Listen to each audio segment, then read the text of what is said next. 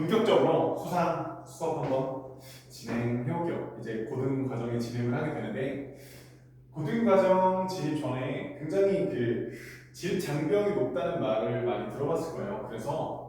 그러니까 고등학교 내용을 배우는 데 있어서는 도대체 이걸 왜 배우고 이걸 토대로 어떠한 사고를 하기 위해서 지금 이걸 배우는 건지를 좀 명확하게 알고 넘어갔으면 좋겠어요. 그래서 지금부터는 개념 하나하나를 볼 때 이게 중학교 때는 어떤 개념을 쌓음으로써 지금 이 생각을 할 수 있는 거고, 이게 나중에 어떤 사고 과정을 거쳐야 하기 때문에 배우는 건지를 좀 자세히 설명해 줄 테니까 좀 그에 좀 집중해서 들었으면 좋겠습니다. 일단은 본격적으로 시작하기 전에 중학교 내용을 조금 복습하고 넘어갔으면 좋겠어요. 왜냐면 처음 우리 수상의 1단원 제목이 다항식 연산인데, 다항식 연산을 좀 유기적으로 하기 위해서는 좀 중학교 때 배웠던 그런 개념들이 탄탄한지부터 확인이 되어야 되는 게 먼저라서 한번 계략적인 개념만 짧게 먼저 따볼게요. 중학교 때 이런 내용들을 배웠던 것 같아요. 만약에 기억이 흐려졌으면 지금 들으면서 내용을 정리해도 크게 무리가 없을 거예요. 봅시다. 이런 내용이 있었어요. 학년이랑 학기까지 굳이 구분을 한다면 뭐 이런 내용이었는데, 2학년 1학기 때 우리 식의 계산이라는 그러한 단원명을 통해서 식을 빠르게 정리하는 방법들에 대해서 배웠습니다. 그러니까 식을 정리한다는 게 무슨 말이냐? 이런 말이었던 것 같아요. 예를 들어서 어떤 뭐 EX라는 식이 있고 거기에 뭐 3Y만큼 더했다고 해볼까요? 이렇게 더했습니다. 그 상태에서 예를 들어서 뭐 이런 식으로 어떤 식을 빼줄 건데, 여기 뭐 x-2y 이 정도 식을 빼준다고 해볼게요. 그러니까 어렵지 않아요. 여러분이 충분히 할 수 있는 거 아닌데, 도대체 이런 과정들을 통해서 뭘 얻고자 했던 건지를 한번 확인해 보고 싶어서 하는 겁니다. 한번 볼게요. 그럼 당연히 여기 있는 뒤에 부분은 계산함에 있어서 어떻게 바뀔까요? 마이너스 x 플러스 2y라고 여기는 마이너스 9가 전개한다고 이렇게 분배된다고 배웠었던 것 같은데, 그럼으로써 최종적인 답의 정리는 여기는 2x랑 마이너스 x가 동명으로서 처리가 되면서 x, 그 다음에 여기 3y에 2y가 더해짐으로써 5y, 이런 식으로 답을 정리해왔던 기억이 있어요. 그렇죠? 그러니까 이런 식으로 정리할 수도 있었고, 또 이렇게 곱셈 관점에서도 사실 문자를 곱하고 정리함에 있어서 뭐 이러한 어떤 식이 있을 때 여기 예를 들어 뭐 3z 정도 곱한다고 한다면 아마 우리는 이걸 6xyz 이런 식으로 정리를 했었던 것 같아요.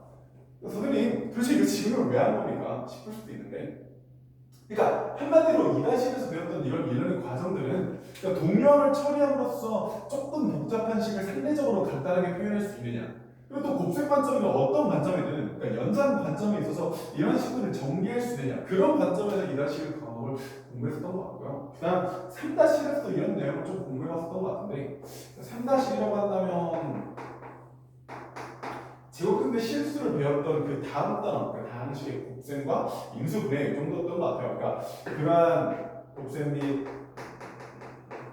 인수분해 단원에서 뭘 했었느냐,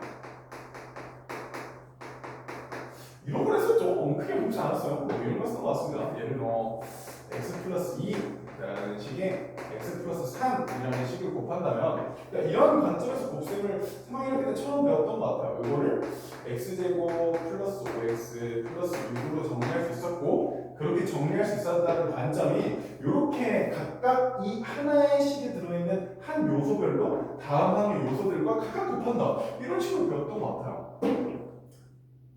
그렇죠. 근데 결국 그래서 이게 뭐 어떻게 되는 거냐? 그러니까 이 식을 곱한 게 이렇게 된다는 걸 아는 게 어떤 이득이 있느냐?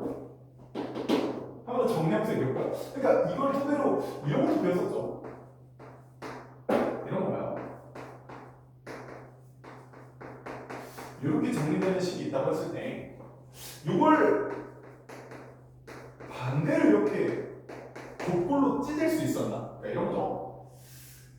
얘를 이렇게 곱셈골로 되어 있는 식을 이렇게 덧셈골로 늘어뜨리는 과정을 전개라고 배웠고요. 전개.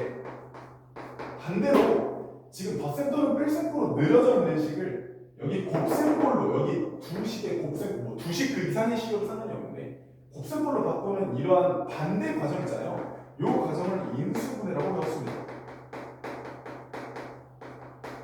그렇죠? 그러니까 당연했던 것 같아요. 그러니까 이런 과정들을 배웠었는데, 결국엔 그래서 이를 통해서 하고자 하는 말이 뭐냐? 그러니까 이게 고등과정에 어떤 내용을 배우기 위해서 저렇게 배운 거냐라고 한다면 결국에 이 모든 일련의 과정 있잖아요. 이 모든 일련의 과정을 쉽게 얘기하면 식을 그러니까 빠르게 정리하고 조립할 수 있는 능력이야. 그러니까 식을 정리하는 능력. 그걸 토대로 얻고자 하는 건 뭐냐? 결론부터 얘기하면 이를 토대로 방정식이란 함수를 빠르고 정확하게 해석하기 위함이에요. 다시, 그러니까 이렇게 식을 빠르게 정리하고 조립할 수 있는 능력들을 통해서 얻고자 하는 최종적인 의의가 뭐냐면, 목표가 뭐냐면 식을 정리하는 능력을 통해서 방정식 함수를 빠르게 추론하고 정리하는 능력이에요. 그러니까 이겁니다. 방정식이 뭐가 함수가 뭐였는지는 사실 정의상으로 적긴 하면 대답이 쉽지 않을 수도 있어요. 방정식은 특정 값에서만 성립하는 거니까 어떨 땐 말이 되고 어떨 땐 말이 되지 않아요. 그러니까 답이 정해져 있는 식을 방정식이라고 하죠. 그러니까 함수는 두 변수 사이의 관계 중에서 한 변수가 정해지면 다른 변수가 하나만 정해지는 그런 관계를 함수라고 하는데 지금 접근하고 싶은 이런 정확한 정의라는 워딩보다는 이런 느낌이에요. 그러니까 결국엔 이걸 정리하는 게 방정식을 푸는데 무슨 도움이 되느냐 이런 거죠. 지금 봤던 예시에서도 명확하지만 여기 이 식을 주목해서 봤을 때 방정식을 푼다는 건 이러한 식을 0 또는 어떤 특정 숫자로 만드는 그러한 x를 찾겠다는 건데 사실 여기 왼쪽 관점에서 보면 이런 식을 만족시키는 x를 바로 찾는 건 좀 제한사항이 있죠. 그러니까 어떤 x를 넣어야 될지 모르겠고 그러니까 하나씩 먹을 수도 없는 노릇이고 근데 여기 오른쪽 관점에서 본다면 여러분들 익혀서 알고 있겠죠. 여러분 아마 설명할 수 있을 거예요. 그러니까 이렇게 곱꼴로 바꾼 식에서의 곱해서 0이 나온다는 건 둘 중에 하나는 반드시 0이라는 거니까 그래서 답을 x는 3 또는 4 그러니까 얘가 0이어도 괜찮고 얘가 0이어도 괜찮고 둘 다 0이어도 괜찮은 거잖아요. 그러니까 그런 식으로 어떤 식을 빠르게 정리할 수 있는 능력이 있어야지만 그걸 방정식, 즉 근을 찾겠다는 관점으로 접근했을 때 근을 어렵지 않게 찾을 수 있다는 그러한 관점이었어요. 그죠? 근데 이게 또 함수라는 무슨 관련이 있냐? 사실 방정식과 함수는 그러니까 같은 말이라기보다는 당연히 연결될 수밖에 없는 거죠. 왜냐면 함수를 해석하려면 방정식으로서 그 식의 근이나 특이점을 빨리 파악할 수 있어야 하거든요. 그러니까 이런 겁니다. 내가 지금 우리가 예시로 보고 있는 이 식 있잖아요. 그 식을 만약에 함수 관점에서 본다면 이런 식으로 볼 수 있을 것 같아요.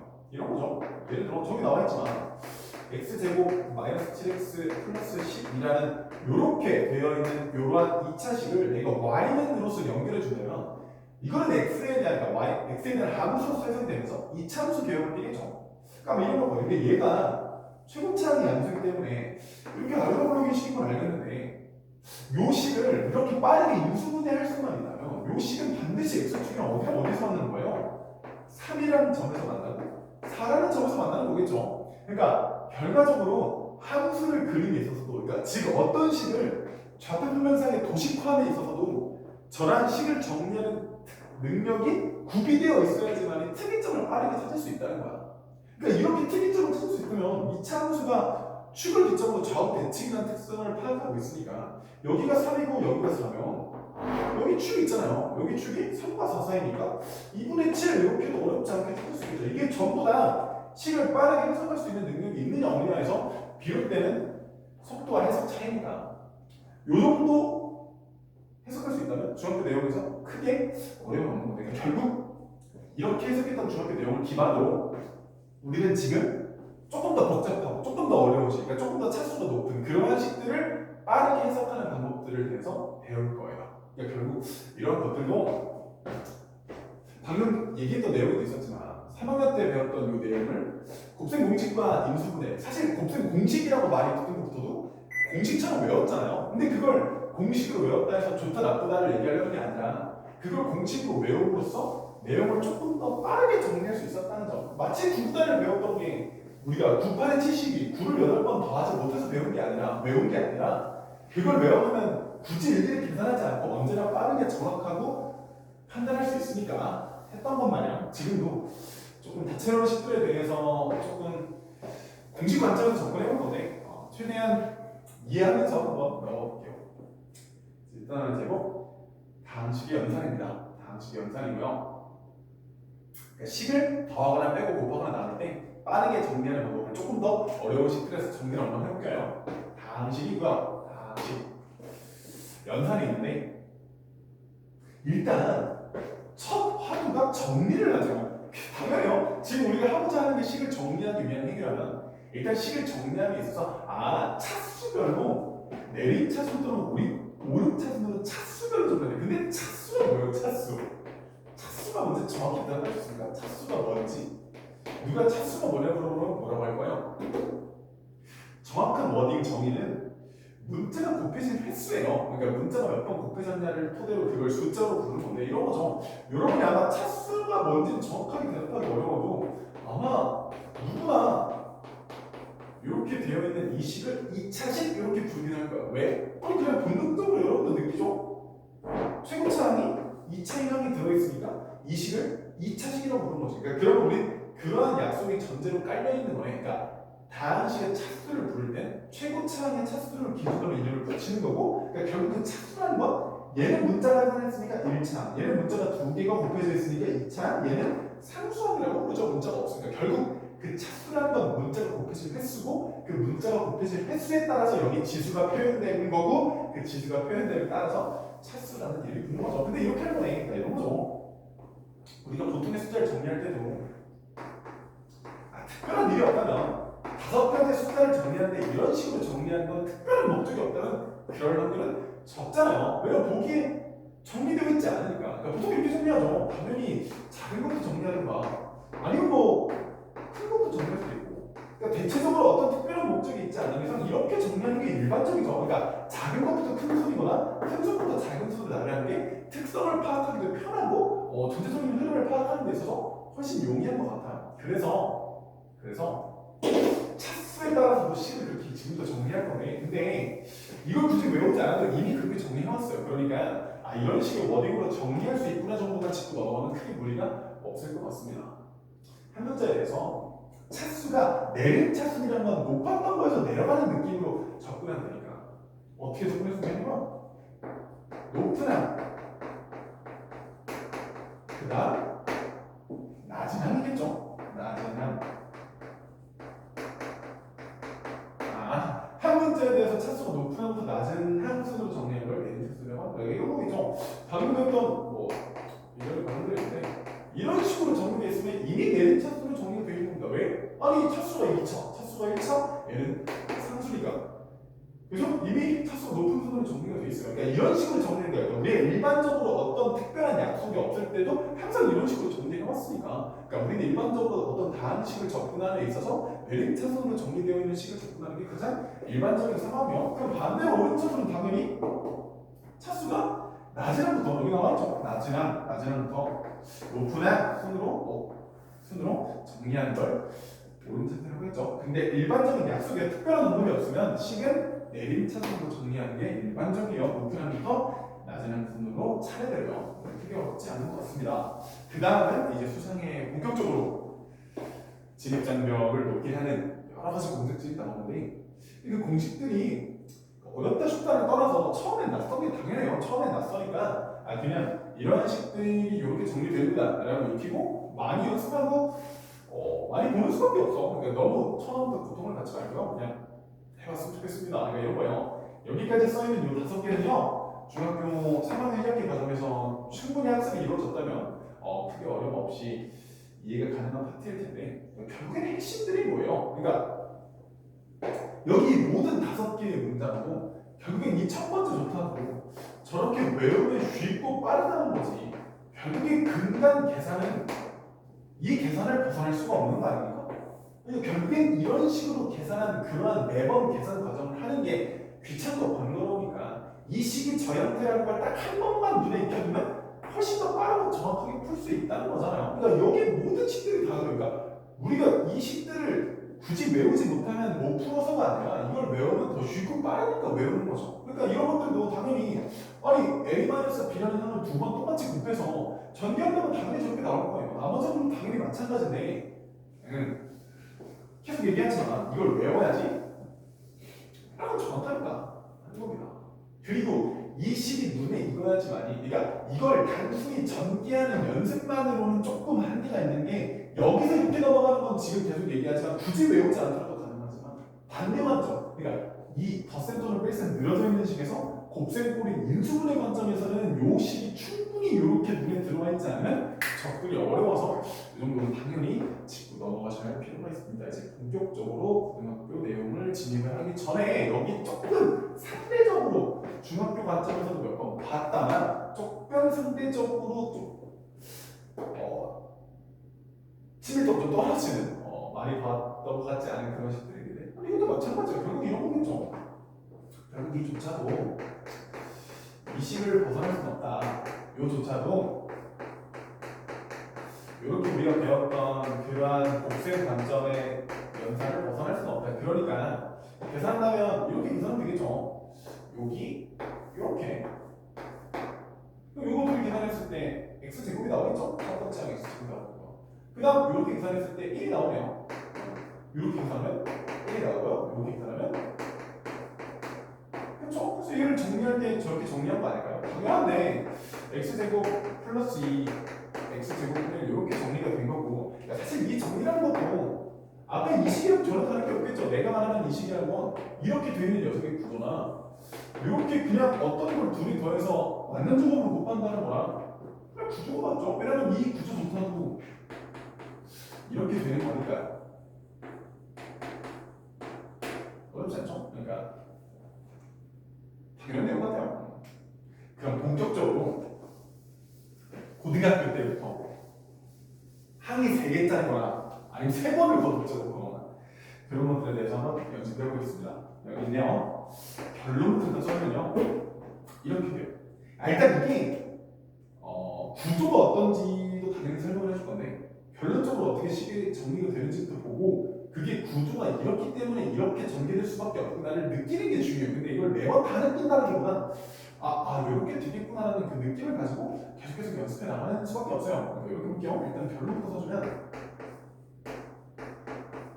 각각의 독립적인 항들에 대한 제곱 그리고 그 항들끼리 더해진 형태가 이렇게 나와요. 근데 그냥 일반적으로 더해지는 게 아니고 빨리 끝날 거네요. 이게 아니고요.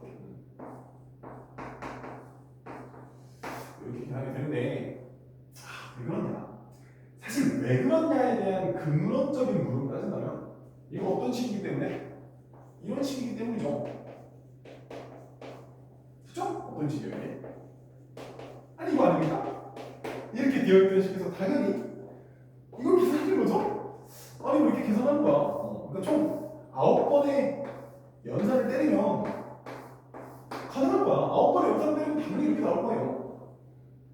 근데 우리는 결과적으로 매번 다 이렇게 할 수는 없으니까 그러니까 어떤 관점에서 접근해야 식이 매번 이렇게 되겠구나를 조금 한번 생각해보자는 거지. 그러니까 이런 건가? 그러니까 이걸 9번 계산해서 나올 수 있겠다는 건 동의할 수 있는데 지금은 이걸 이렇게 쓰면 좋겠어요. 그러니까 여기는 항들 있잖아요. 여기 각각의 항들이 자체적으로 2번 곱해지거나 아니면 다른 항이랑 곱해지거나 어쨌든 계산이 2번 되는 거 아닌가? 봐봐요. 그러니까 여기 있는 녀석이 자체적으로 제곱됐으면 앞에 아무것도 지저분한 게 없고 자체적으로 제곱된 게 아니라 다른 항이랑 따로 곱해지는 항들은 앞에 2가 붙네요. 그러니까 이런 느낌이면 지금 한 번만 정확하게 이해가 없어요. 지금 한 번만.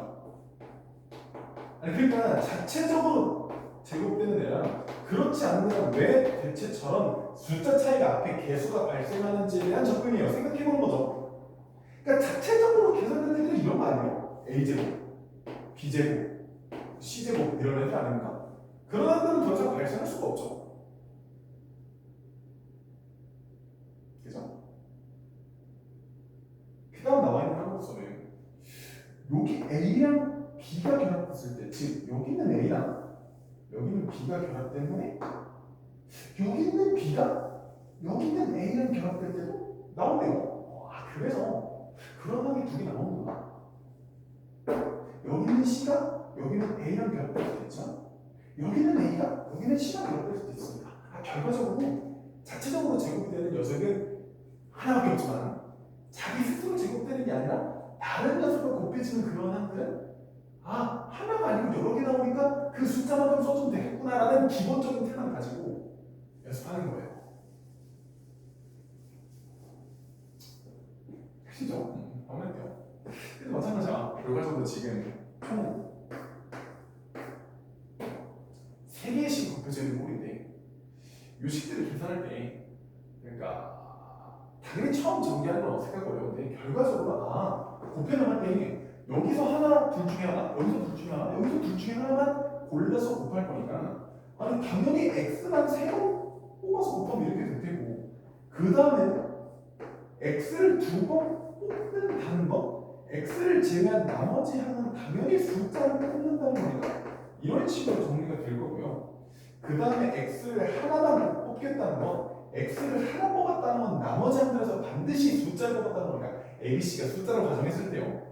이렇게 되는 겁니다. 그러니까 이거를 이 구조를 당연히 많이 하면 외워지지만 그 전에 이게 왜 그렇게 될지에 대한 그러한 생각을 충분히 해준 다음 기만해야 덜 고통스러워요. 그러니까 이런 거예요. 잘 봐요. 위에 거랑 밑에 거의 가장 결정적인 공통점이 뭐냐면 식은 물론 다르게 생겼다만 공통점은 결국 여기 밑에 식이든 위에 식이든 그 괄호 쳐진 하나의 요 식에서 하나만 뽑아서 반대쪽이랑 곱하는 거예요. 이런 거지. 여기서도 A를 뽑는 순간 여기 ABC 중에 하나만 뽑을 수 있잖아요. 여기도 B를 뽑는 순간 ABC 중에 하나, C를 뽑는 순간 ABC 중에 하나. 결국 여기서 하나 뽑고 여기서 하나 뽑아서 곱하는 거잖아요. 이것도 마찬가지 아니에요? 지금 물론 한이 3번 곱해졌지만 식이 여기서 한 번, 여기서 한 번, 여기서 한 번 골라 뽑는다는 게 얘는 여기 3번에서 모두 다 X를 뽑았을 때만 가는 계산이고 마지막 얘는 여기 3번에서 모두 다 ABC라는 숫자만 뽑았을 때고 나머지 여기 정신없어 보이는 애들은 문자 2번에 숫자 한 번, 여기 문자 2번에 숫자 한 번, 여기 문자 2번에 숫자 한 번 이런 것들을 총 조합했을 때 이런 식으로 나온다는 거죠. 결국 그 각각의 곱하고자 하는 덩어리들에서 하나만 뽑고 곱할 때 이러한 조합들이 가능하거나 정도로 느끼게 돼요. 이걸 지금서 막 달달달 외우면서 너무 막 아무런 생각 없이 집착할 필요는 없고 당연히 결과적으로 외워야 되는 게 맞지만 시작부터 달달달 외우면서 접근하는 게 아니라 결국엔 여러 개의 식들을 곱해 나간다는 건 그 중에서 하나씩만 뽑아서 곱하는 거니까 그들의 조합이 이렇게 되겠구나라는 자꾸 생각을 하면서 연습을 해야지 이걸 조금 더 입체적으로 외우고 시간 지나고 까먹지 않겠죠. 또 이런 내용들이 있어요.